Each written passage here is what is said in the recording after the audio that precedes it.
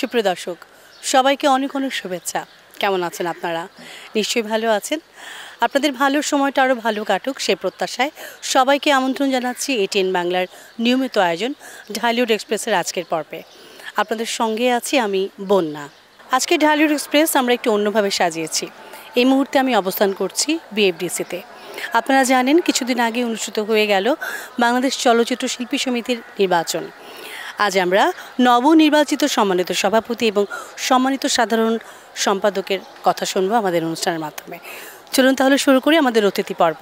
ঢালিউড এক্সপ্রেসে আজকে আমরা অতিথি হিসেবে পেয়েছি একজন বিশেষ মানুষকে, যিনি লাখো মানুষ কোটি মানুষের হৃদয় জয় করেছেন। সবসময় তার অভিনয়ের মাধ্যমে তিনি জায়গা করে রেখেছেন সবার মনের ভেতরে। এই কদিনই হলো বাংলাদেশ চলচ্চিত্র শিল্পী সমিতির নির্বাচন হয়ে গেল এবং নবনির্বাচিত সম্মানিত সাধারণ সম্পাদক জনপ্রিয় অভিনেতা দীপজলকে পেয়েছি আজকে আমরা। কথা বলছি আমাদের আজকের অতিথির সঙ্গে। অনেক অনেক শুভেচ্ছা। কেমন আছেন আপনি? ভালো আছে, আপনাদের দোয়ায়। আপনাকে প্রথমে অভিনন্দন জানাই আমাদের ঢালিউড এক্সপ্রেসের পুরো টিম থেকে, এটিএন বাংলার পক্ষ থেকে।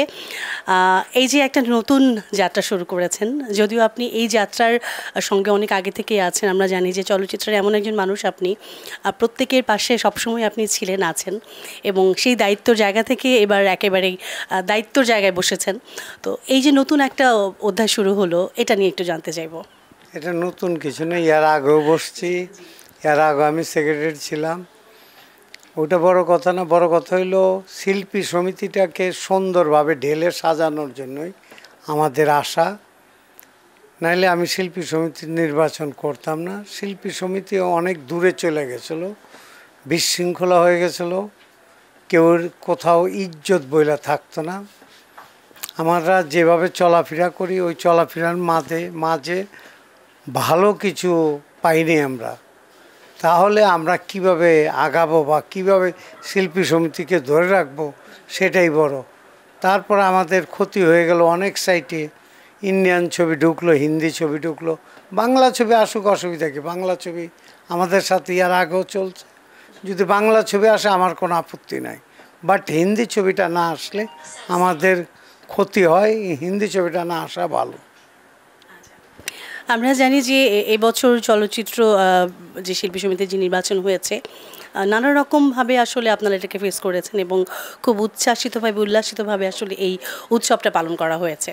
যদি আমাদেরকে একটু বলতেন যে আসলে সেই নির্বাচনের দিন কেমন ছিল, বা তার আগে পরে প্রচারণার জায়গা থেকে আসলে কতদূর কাজ করেছেন আপনারা? নির্বাচনের কথাটা বলার ইচ্ছা হয় না, কারণ এখানে অনেক গেম, অনেক কিছু হয়েছে, তাতেও পুরান কথা না বলাই ভালো। সামনে কিছু ভালো কাজ হবে, সেটা নিয়ে আমরা পরিকল্পনা করছি এবং ভালো অবশ্যই হবে। আমাদের চিন্তাভাবনা ভালো করার, খারাপ কোনো দিকে চিন্তাভাবনা নাই। আর এই শিল্পী সমিতির কী আছে আর আমরা কী বা করবো, তাতে আমাদের করার অনেক কিছুই আছে। আমরা অনেক কিছু করতে পারবো আপনাদের দোয়ায়। আমাদের ফিল্ম ইন্ডাস্ট্রিটা সবার প্রথম ভালো করতে হবে এবং ফিল্মকে বাঁচাতে হবে, ফিল্ম করতে হবে। কারণ আমরা এই ফিল্ম নিয়েই আছি, আমাদের জন্মটা হয়েছে ফিল্মের জন্যেই। আমরা এই ফিল্ম ছেড়ে দূরে থাকাটা আমাদের খুব কষ্ট লাগে। আমি বিগত এই কয়েকদিন আগে আমি 5টা ছবি একটানা করেছি, 5টার মধ্যে 2টা রিলিজ হয়েছে, আর আগের 2টা স্টকে ছিল। এই মোট 4টা ছবি রিলিজ দিয়েছি, আরও 3টা ছবি আমার সেন্সর করা আছে। এইটাও এই 1 মাস পর পর 3টা ছবি রিলিজ হবে। এই রিলিজের মুখে আমি আরও 5-7টা ছবি করব, যেন ইন্ডাস্ট্রি বাঁচে, ইন্ডাস্ট্রির লোকজন বাঁচে, সেই জন্যে আমার পরিকল্পনা। আচ্ছা, একটি কথা খুব আসলে জানতে ইচ্ছে করছে, কারণ কোটি কোটি মানুষের হৃদয়ের জায়গা করে রেখেছেন আপনি, এবং আপনার যে পটভূমিটা আসলে দর্শকের সামনে চলে আসে, একজন খলনায়কের ভূমিকা সবসময় আপনি পালন করে আসছেন। তো এবার আপনাদের যে আসলে জুটি, আপনি এবং আমাদের সম্মানিত সভাপতি মিশা সওদাগর, আপনাদের দুজনের আসলে পটভূমিটা একই রকমভাবে আমরা দেখি পর্দায়। তো এই দুজনের জুটি এবার দায়িত্বের জায়গাটায় আছেন, এবং আপনাদের নিয়ে আসলে আমাদের অনেক স্বপ্ন আছে, এবং আপনারা অনেক স্বপ্নগুলো বুনিয়ে এসেছেন, যেগুলো বাস্তব রূপ আমরা দেখতে পাবো। একটু এই জায়গাটা আসলে জানতে চাইবো যে এই যে দুজন খলনায়ক নায়কের জায়গায় বসে আছেন, এটা আসলে এই যাত্রাটা কেমন হবে বলে মনে হয়? করেছি, আগে করেছি, ইদানিং খলের চরিত্র আমি নেই, মিশা করছে, মিশা ভালোই করছে। আমি একটু অন্য লাইনে আবার চলে আসছি। বিগত দিনে যা করেছি হিরো হিসাবে ওই কাজ আবার আরম্ভ আমার হয়েছে। ভালোই করছি, ভালোই চলছে। বাকিগুলো আপনাদের দোয়া এবং দর্শকের ভাবমূর্তি ভালো রাখা, যেন দর্শকরা ছবিগুলো দেখে ভালো বলে, ওইভাবে কাজ করার পরিকল্পনা। অনেকগুলো বিষয় নিয়ে আসলে আমার মনে হয় যে আপনারা এবার দায়িত্বের জায়গাটায় আছেন এবং অনেকগুলো ভাবনা আপনাদের আছে, অনেক পরিবর্তনের জায়গায় আপনারা রেখেছেন। তো সেখান থেকে দু একটি স্বপ্নর যদি কথা বলতেন যেটা বাস্তব রূপ আমরা অচিরে দেখতে পাবো। আমরা বাস্তব যেটা আমরা চাচ্ছি, শিল্পী সমিতির আগের শিল্পী সমিতি বা ওইটা বলতে চাই না, ওনারা অনেকে অনেক টাকা পয়সা নিয়ে বিনিময় করে হিন্দি ছবি ঢুকানো হয়েছে বাংলাদেশে।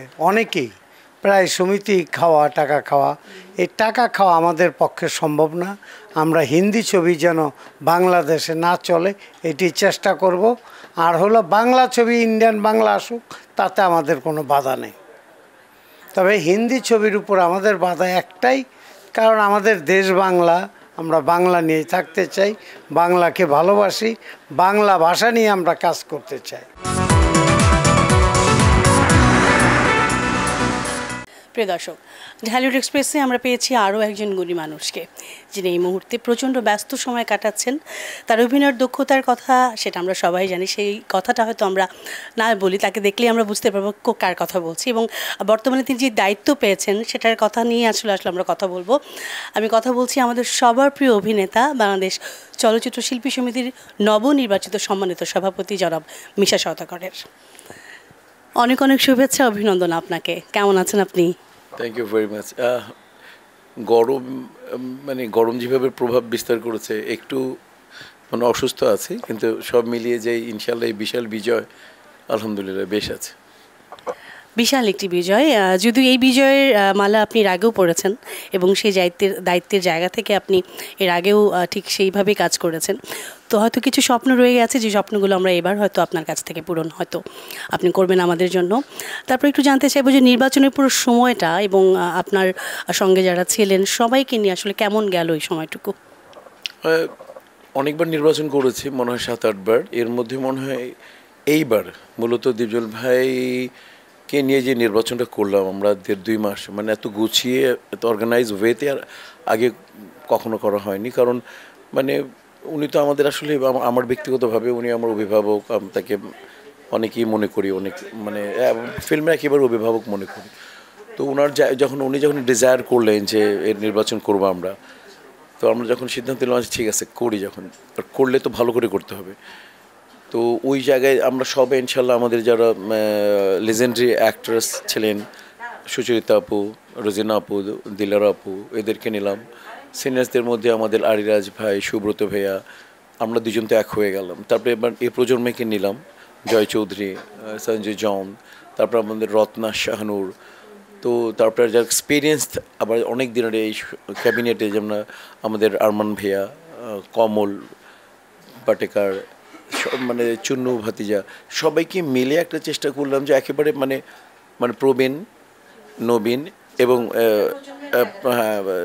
রানিং জেনারেশন সবাইকে মিলিয়ে একটা টিম করার চেষ্টা করলাম, এবং যেটা গ্রহণযোগ্যতা যাতে সব জায়গায় থাকে। তো ওই জায়গায় থেকেই মানে এই রেজাল্টটা আর কি। এবং এই গোটা টিমটা এমন অক্লান্ত পরিশ্রম করেছে, এই অক্লান্ত পরিশ্রমের ফল হচ্ছে যে আমাদের ক্যাবিনেটে প্রায় 18 জন এসছে। চমৎকার। সব ভালো লাগার, ভালোবাসার মানুষরা যখন একসঙ্গে কাজ করে, তা নতুন কিছু হবে, নতুন কিছু পাবো, সেই প্রত্যাশা আমাদের, আমরা যারা আছি অবাক হয়ে তাকিয়ে আছি আপনাদের দিকে। একটু আগে কথা বলছিলাম আসলে যে চলচ্চিত্র শিল্পী সমিতির বর্তমান যে অবস্থান, আপনার কাছ থেকে ঠিক একইভাবে জানতে চাইবো যে যেই অবস্থান থেকে আসলে আপনারা নির্বাচনে নির্বাচিত হয়েছেন, সেই জায়গা থেকে ভাবনাগুলো আসলে কি রয়েছে আপনাদের? আমাদের অনেকগুলো ভাবনা আছে আসলে। কত মানে ইশতেহার তো একটা দিয়েছি, ওই ভাবনা মানে ইশতেহারটা কি, ইশতেহারগুলো তো মানে আসলে মানুষ বাস্তবায়ন করে না। বাট আমরা চেষ্টা করেছিলাম, আমরা যখন ছিলাম, আমরা ইশতেহারের সাথে আমরা 80% বাস্তবায়ন করতে পেরেছিলাম। এইবার আমরা ইনশাল্লাহ এইবার যেভাবে হোক না কেন, আমরা এইবার মানে সেটা 90-95% করব। এর মধ্যে একটা বলি যে আমাদের সমিতিতে এই প্রথমবারের মতো একজন ডক্টর থাকবে, এবং ডক্টর যিনি এই ডক্টর ট্রিটমেন্ট করবে তাহলে মানুষ প্রথম একটা অসুস্থ হলে এই যে মানুষের একটা সেবা দেয়, এই প্রথম এটা কখনো শিল্পী সমিতি করেনি, প্রথম আমাদের এটা একটা। দ্বিতীয় কথা হচ্ছে ফান্ড একটা রাইজ করবো আমরা, একটা ফান্ড, যেহেতু এটা এত স্ট্রং প্যানেল, মানে দীপজল মিশা প্যানেলের সারা দেখেন পুরো দেশে সারা পড়ে গেছে। ওরা জানে আমাদের যেমন পর্দায় যেমন স্ট্রং পার্সোনালিটি, তেমন ব্যক্তিগত জীবনেও আপনারা আমাদের জীবন সম্পর্কে জানেন, আমাদের ব্যক্তিত্বের মানে শানিত রূপটা কেমন। তো সব জায়গায় মিলিয়ে আমরা একটা ফান্ড চাই মিনিমাম, অ্যাট লিস্ট, যাতে চেষ্টা স্বপ্ন 1 কোটি টাকা একটা ফান্ড করব। তারপর হচ্ছে যে সমস্ত শিল্পীরা আমাদের সাথে আছেন, যে সমস্ত শিল্পীরা ফাইনালি সিলেক্ট হয়েছেন, কার্যকরী পরিষদ তাদেরকে নিয়েছে, দ্বিধামুক্তভাবে তারা আজীবনই আমাদের মেম্বার থাকবেন। তৃতীয় কথা হচ্ছে যে আমাদেরকে এইভাবে যেমন অনুদানের যে ছবিগুলো হয়, অনুদানের ছবি কাকে দেয় না দেয় এটার ক্রাইটেরিয়াটা তারা কিভাবে নির্ণয় করে আমরা জানি না, কিন্তু আমাদের এটা এফডিসি এত কম পাই কেন? আমরা একেবারে চেক করেই হোক, একেবারে স্টেক হোল্ডার মানে দেশ প্রধান থেকে আরম্ভ করে, মানে ইনফরমেশন মিনিস্ট্রি থেকে আরম্ভ করে, এই যে আমাদের সংগঠনগুলোর চিফদেরকে নিয়ে বসবো যে কমার্শিয়াল ছবিকে আপনাকে ইনভেস্ট করতে হবে, অনুদান সবচেয়ে বেশি দিতে হবে। এবং অনুদান যখন কমার্শিয়াল ছবি পাবে তখন ওই প্রডিউসার 50 যদি দেয়, উনি দিলেন 75 লাখ টাকা, 80 লাখ টাকা, আর 80 লাখ টাকা যদি আমাদের কমার্শিয়াল প্রডিউসার বাড়তি টাকাটা পেয়ে যায় এবং সে যদি 80 লাখ টাকা ইনভেস্ট করে 1.5 কোটিতে, তাহলে মোটামুটি একটা সাধারণ খেটে খাওয়া মানুষ ওরা ছবিটা দেখবে। কারণ আমি একটা ছবি বানালাম, অনুদানের ছবি, এক হলে চললো, বিকালে নেমে গেল, কোন হলে চললো জানি না, হয়তো কতগুলো পুরস্কার পেলো, এটা তো জাতির জন্য কোনো উপকার বয়ে আনলো না, এটা ব্যক্তিগত ওই ডিরেক্টর উপকার হলো, আর যে লোকটা অনুদান পেয়েছে কোনো লাভ হলো না। তো এটা কোনো লাভ হলো না। বরং আমরা এটা বলতে পারি যে আমি কি, আপনি দীপজল সাহেবকে, মিশা সওদাগরকে, সুচরিতা ম্যাডামকে, বা মনে করেন মৌসুমীকে, সানিকে, সাকিবকে, ওমর সানিকে, এরা সবাই আমরা জনগণের মানুষ। আমাদের হিউজ ক্রাউড আমাদের ছবি দেখেছে। কেন মানুষ আমাদেরকে এত ভালোবাসে? আমাদের মানে তার মানে আমরা বিনোদিত করতে পেরেছি। এবং আমি দেখেন অনেকে এখানে আছে, আমি এক্সাম্পলটা বারবার বলি, আপনাকে যদি বলি যে আপনার পররাষ্ট্রমন্ত্রী, ইন্ডিয়ার কেউ পররাষ্ট্রমন্ত্রীর নাম বলতে পারবে? সংস্কৃতি মন্ত্রীর নাম বলতে পারবে না। বাট ইন্ডিয়ার অমিতাভ বচ্চন, শাহরুখ খানকে চেনেন আপনারা? চেনেন? একটু জোরে বলেন একটু। যে দেখেন আরেক দেশের লোকে আপনি চেনেন, দেখেন উনি কোনো দিন, ডিউ টু ফিল্ম এবং কমার্শিয়াল ছবির আর্টিস্ট। এরা কোনো আর্ট ঘরানার আর্টিস্ট না, কিন্তু ফিল্মের কমার্শিয়াল ছবির আর্টিস্ট। একটা দেশকে আপনার পরিবর্তন করতে হলে, বিশেষ করে চলচ্চিত্র দ্বারা যে পরিবর্তন করতে চান, তাহলে ইন্ডাস্ট্রিকে কমার্শিয়াল ছবি লাগবে, এর কোনো বিকল্প নেই। কমার্শিয়াল ছবি এই জন্যই বলে অনুদান একটা ব্যাপার। তারপর মনে করেন ATN আছে, আমরা মাহফুজ ভাইয়ের কাছে, কালকে আমি সাগর ভাইয়ের কাছে গিয়েছিলাম, যারা আমাদের খুব হৃদয়ের কাছাকাছি যে সমস্ত চ্যানেলের লোকগুলো আছেন, তারা ছবি বানাচ্ছেন, আমরা দেখেছি। তাদের ছবিগুলো কেবলমাত্র তাদের ওয়ার্ল্ড প্রিমিয়ার হচ্ছে এবং কয়েকটা পুরস্কার পাচ্ছে, কিন্তু সাধারণ মানুষ, খেটে খাওয়া মানুষের বিনোদিত হচ্ছে, বিনোদন তারা পাচ্ছেন না। তাদেরকে আমি বলছি আপনি অ্যাটলিস্ট 2টো করে কমার্শিয়াল ছবি বানাবেন।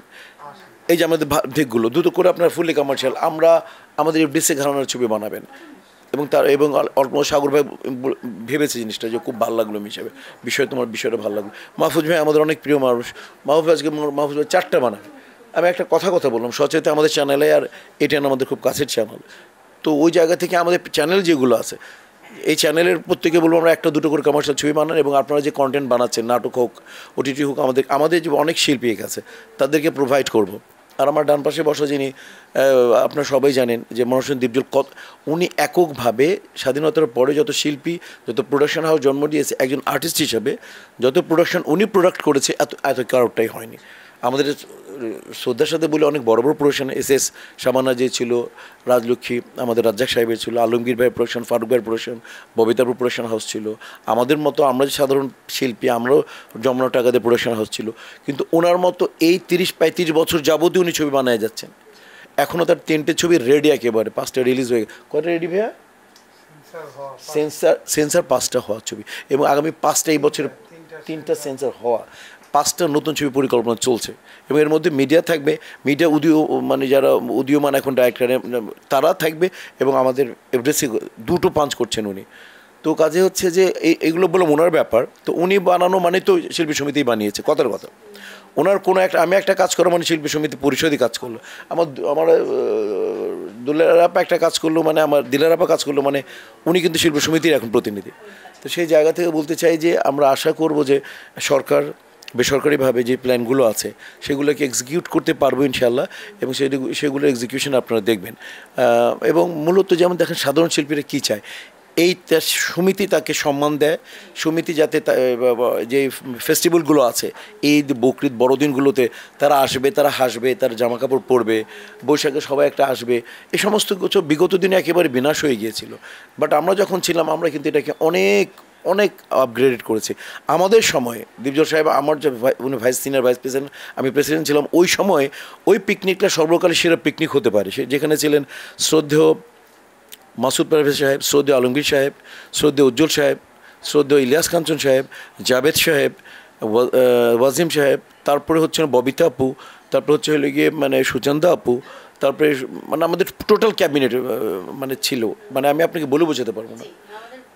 মনে আছে আপনাদের? এবং নাচ গান, আলমগীর ভাই গাচ্ছে, আমাদের ফারুক ভাই গান গাচ্ছে, মানে আমার মনে হয় আমাদের ক্যাবিনেটে সবচেয়ে বড় পিকনিক দিয়ে এসছে। তো এবং ইফতারও আমরা যেখানে করাই সেভাবে, কারণ উনি দেখ দীপজল সাহেব মাসব্যাপী আমাদের পরিষদ থেকে তার অর্থায়নে মাসব্যাপী আমরা করেছি, মাসব্যাপী শিল্পী সমিতির না চলচ্চিত্রের ইতিহাসে দেখেন আমাদের স্টার্টটা দেখেন যে ইতিহাস সমৃদ্ধ কিনা। আমরা আমাদের আসার আগেই আমরা 1 মাস সবাইকে নিয়ে, শিল্পীরা তো ছিল এখানে, কলাকুশলী ছিল, অনেক দু একজন ভাইও ছিল, আমার ভাই ব্রাদাররা ছিল, আমার সাংবাদিক ভাই ব্রাদার, সবাই মিলে আমরা ইফতার করেছি, দোয়া মাহফিল প্রত্যেক দিন অনুষ্ঠিত হয়েছে। তো দেখেন যেটা শুরুয়াত আল্লাহকে সাক্ষী রেখে হয়, মানুষজনকে সাক্ষী রেখে হয়, সেটা কিন্তু সেটার লক্ষ্য কিন্তু অভিন্ন থাকে এবং অনেক স্ট্রং থাকে। আমি আশা করবো যে ইনশাল্লাহ যে ক্যাবিনেটটা আছে আমাদের, এবার আমাদের সততার সাথে আমরা এই কাজটাকে খুব ভালো করে এক্সিকিউট করতে পারবো। এই প্রত্যাশা আমাদের সবারই রয়েছে, কারণ আপনাদের কাছ থেকে আসলে সেরকম কিছুই আমরা আশা করি। বর্তমান সময়ে চলচ্চিত্রের যে উত্থানের জায়গাটা আছে সেটা আমাদের সবারই কম বেশি জানা আছে। শিল্পী সমিতির শিল্পীদের যে আসলে একটা কমিটি বা তাদের যে একটা এক একজনের প্রতি এক একজনের সম্মানের যে জায়গাটা বা একটা আস্থার জায়গা, সেটা কোনো না কোনোভাবে একটু নাড়াচাড়া দিয়ে বসেছিল। সেটা আমরা সাধারণ জনগণ যারা শিল্পী সমিতির বাইরে থেকে দেখি এটা বেশ আজ করতে পারি, বুঝতে পারি।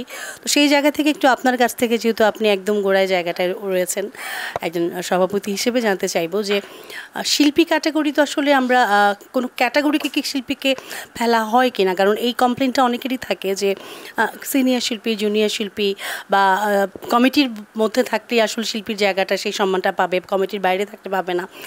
শিল্পী ভেদাভেদের বিষয়টা আসলে আপনারা কিভাবে দেখেন? যে পিকনিকের আমাদের দেখেন, আমাদের সিনিয়র জুনিয়র্স আমরা ইকুয়াল থাকি, আমাদের মধ্যে আমাদের টিমটাই অর্গানাইজ থাকে যে আমরা বুঝি যে আমার সিনিয়র আসছে, আমাকে জায়গা ছেড়ে দিতে হবে। এটা আমার ক্যাবিনেট এইভাবে এক্সিকিউট করে আমি জিনিসগুলো। সোহেল রানা সাহেব আসছে, ওখানে দীপজল সাহেব দাঁড়িয়ে যাবেন, আমি দাঁড়িয়ে যাব, আমাদের চেয়ারটা ওনাকে আমার দাঁড়িয়ে থাকবো ইনশাল্লাহ। এইগুলো আদাকারি বলি বা এইগুলো আমাদের ফ্যামিলি শিক্ষা বলি, বা আমাদের যে স্কুলের যে আমাদের ছিল, আমরা দেখেছি ATM শামসুজ্জামান, আমরা দেখেছি আহমেদ শরীফ, আমরা দেখেছি রাজীব সাহেবকে, আমরা দেখেছি হুমায়ুন ফরিদি সাহেবকে, আমাদের বড় বড় ডিরেক্টরকে, আমরা তাদের কাছ থেকে এগুলো শিখেছি আমরা।